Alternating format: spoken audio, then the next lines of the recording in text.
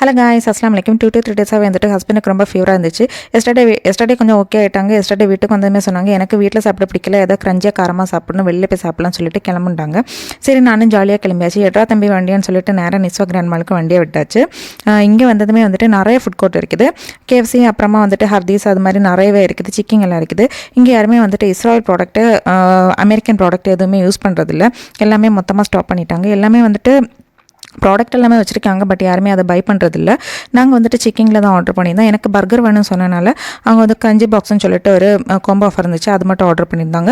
அவங்களுக்கு வந்துட்டு ஒரு பாப்கார்ன் சிக்கனும் 3 பிரெஸ்ட் பீஸும் ஆர்டர் பண்ணியிருந்தாங்க. நான் வாங்கியிருந்தாலும் வந்துட்டு 2 பீஸ் ஃப்ரைடு சிக்கன், அப்புறமா ஒரு பர்கர், கொஞ்சம் ஃப்ரெஞ்சு ஃப்ரைஸ் கொடுத்து வந்திருந்தாங்க. எல்லா டேஸ்ட்டுமே சேம் மாதிரி தான் இருந்துட்டு, எதுவுமே டிஃப்ரென்ஸாக இருந்த மாதிரி இல்லை.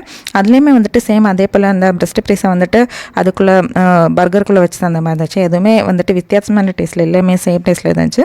பட் இந்த பாப்கார்ன் சிக்கன் மட்டும் கொஞ்சம் கிரஞ்சியாக, கொஞ்சம் காரமாக, கொஞ்சம் கூடுதலாக இருந்துச்சு. அது மட்டும் ரொம்ப டேஸ்ட்டாக இருந்த மாதிரி இருந்துச்சு. எல்லாமே சேம் டேஸ்ட்டில் இருந்த மாதிரி இருந்துச்சு. இது மாதிரி வெளியில் போய் சாப்பிட்றதும் கொஞ்சம் நல்லா தான் இருக்குது. நீங்களும் இது மாதிரி வெளியில் போய் சாப்பிட்ருக்கீங்க, கமெண்ட் பண்ணுங்கள். அப்படியே விட்டு கிளம்பியாச்சு. இந்த வீடியோ பிடிச்சா லைக் பண்ணுங்கள். இன்னொரு வீடியோவில் பார்க்கலாம். டாடா.